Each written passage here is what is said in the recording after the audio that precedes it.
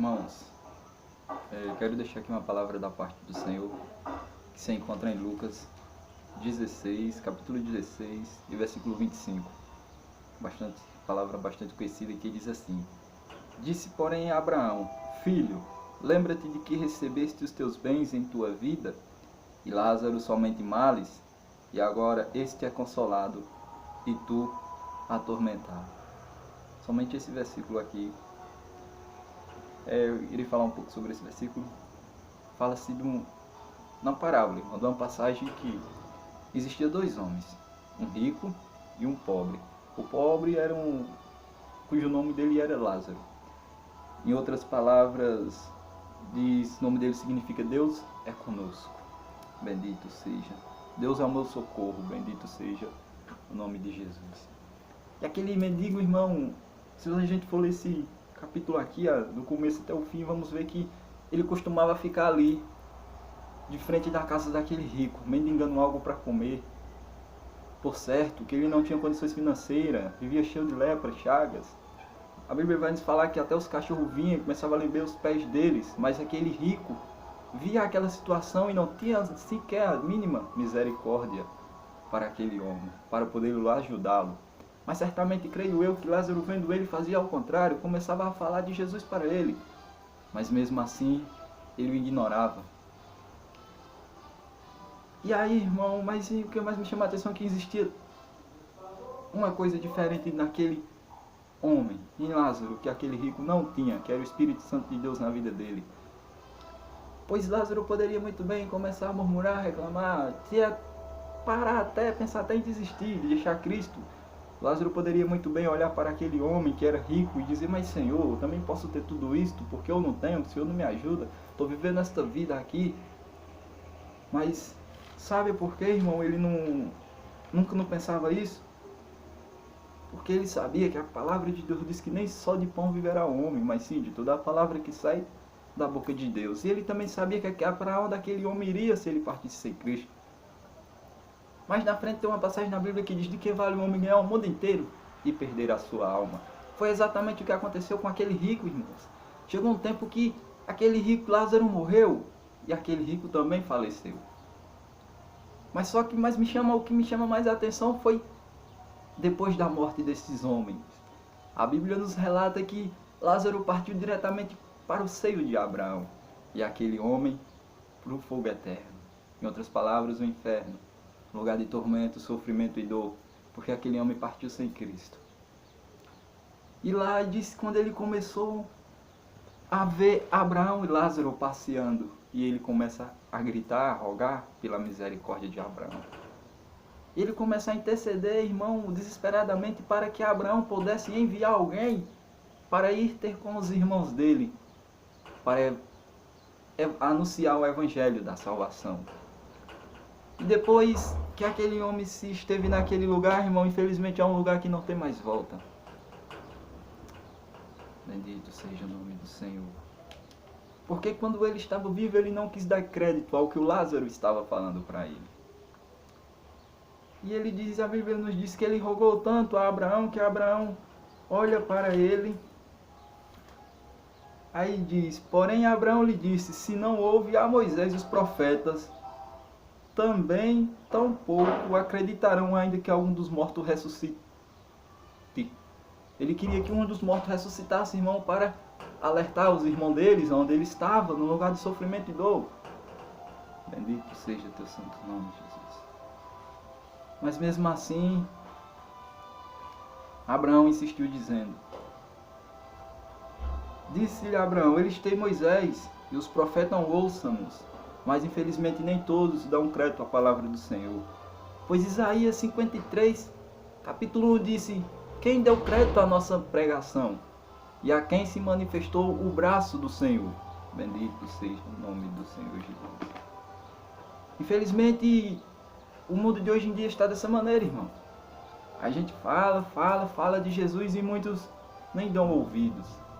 Mas vai chegar um dia que, assim como aquele rico se encontrou com Lázaro e Abraão, você também vai se encontrar com o Mestre. E naquele grande dia o Mestre vai dizer: você lembra do meu filho, que eu usei através das redes sociais? que eu usei através na igreja, nas campanhas, para ir até em tua casa, marcar um encontro contigo, e tu tem me rejeitado. Porque mais na frente, se a gente for ver, o apóstolo Paulo deixa escrito em Romanos, deixa eu ver aqui, bendito seja o nome do Senhor Jesus. Eita Deus. Mas muitos também não conhecem esse Deus que a gente pregamos, pois ele é um Deus desconhecido. Para muitos ele é um Deus desconhecido, mas para a gente ele não é desconhecido, porque a gente conhece ele. Em Atos, Lucas, o escritor, o autor Lucas, disse que ia passando, capítulo 17, versículo 23, que diz: porque passando eu, vendo os vossos santuários, achei também um altar, em que estava escrito: ao Deus desconhecido. Bendito seja aquele teu santo nome, Jesus. Pois muitos não os conhecem, irmão, o Deus que a gente pregamos, mas hoje você vai ter a oportunidade de conhecer ele. Porque ele é aquele mesmo Deus que olhou para a terra lá de cima.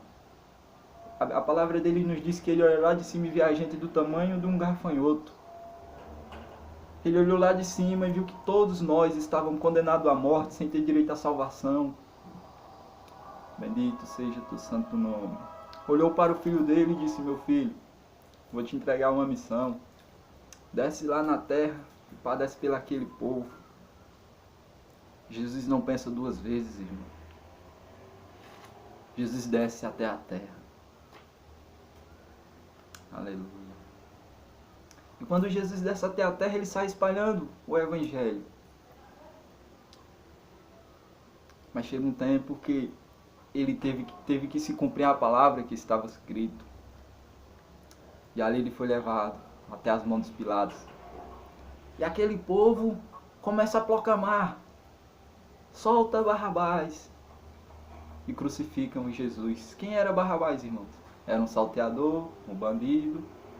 E naquele momento ele estava trocando um bandido por Barrabás. Mas também é o que estava escrito na palavra. A palavra do mestre diz que o ladrão veio para roubar, matar e destruir. Mas eu quero te dizer que o mestre veio para dar vida e vida com abundância. Foi o caso que ele deu a Lázaro, lá no paraíso. Uma vida com abundância. Bendito seja teu santo nome, Jesus. E contigo não é diferente não, irmão. Ele também quer te dar essa vida. Mas vai chegar um dia que a palavra está escrito. Por que está escrito? O apóstolo Paulo disse em Romanos 13:11. Porque está escrito: pela minha vida diz o Senhor, que todo joelho se dobrará diante de mim, e toda a língua confessará a Deus, de maneira que cada um de nós dará conta de si mesmo a Deus. E aí, irmão? Já pensou nesse grande dia? Quando ele fala todos os joelhos, é todos. Pode ser quem for, irmão. Até o Satanás vai ter que se drobar diante dele. Vai ter que reconhecer que só há um Deus entre os céus e a terra.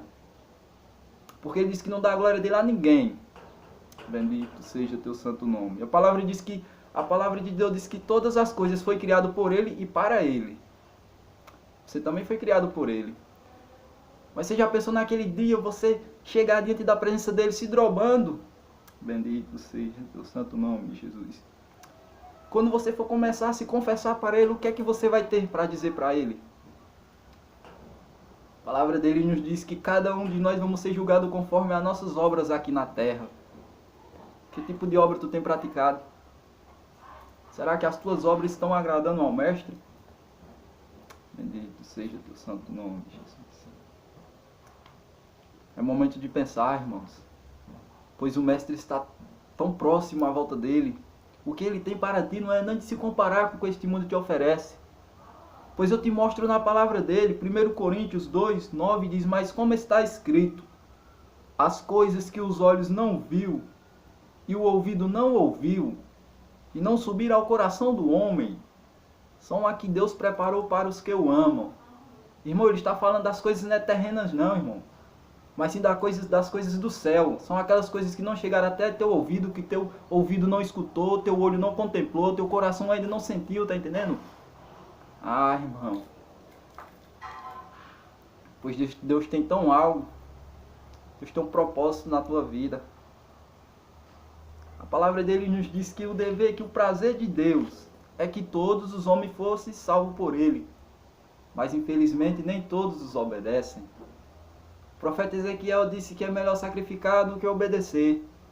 Mas infelizmente tem muitos por aí que estão fazendo ao contrário. Estão achando que é melhor sacrificar, irmão. Estão deixando a obediência de lado para lá.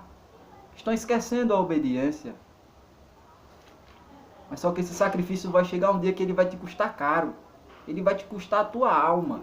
Bendito seja o teu santo nome, Jesus. E você não vai dizer que, Senhor, eu passei por despercebido, não tinha ninguém para me alertar. A todo tempo Deus está levantando alguém para te entregar a palavra, para te dizer, olha, isso está errado. O caminho não é esse. Porque a palavra nos diz, Mateus 7, capítulo 7, 3, 14, diz que o caminho, só existe dois caminhos. Um que leva ao céu, outro para o inferno. O caminho que leva ao céu é aquela porta estreita, irmão. Para chegar até lá, você vai ter que passar por altas coisas. Não são coisas boas, não. Mas mesmo que você passe por dentro do fogo, seja lá onde for, Deus está contigo, tu irás vencer. Agora aquela, do caminho largo, que você anda trilhando sem Cristo, só está te levando diretamente para o abismo, para o Hades. Mas Jesus pode mudar a tua história se você abrir o teu coração e deixar Ele trabalhar na tua vida.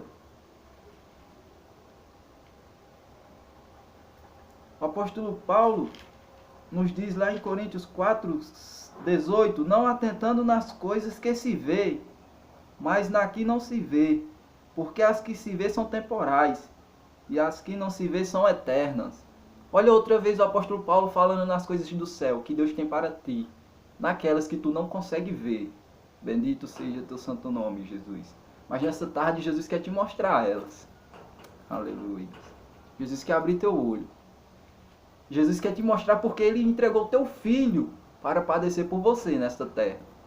Para que você possa se contemplar as maravilhas que Ele tem para ti. Aleluia. Porque não foi em vão que Ele entregou o seu Filho para morrer por você naquela cruz, não, meu irmão. Talvez o inimigo tenha até dito que para você não tem mais jeito. Mas é mentira do diabo, irmão, porque ele é o pai da mentira. Porque o Jesus que eu conheço, irmão, para ele não há causas impossíveis não. Se for possível, ele te amassa, te quebra e te faz de novo, porque ele é o oleiro e tu é o vaso. Aleluia. E ele faz como quer, irmão. Não tem ninguém como para que questionar com o querer dele, não. Porque ele disse, antes que houvesse dia, eu sou. E ninguém há que possa escapar das minhas mãos. Operando eu, quem impedirá?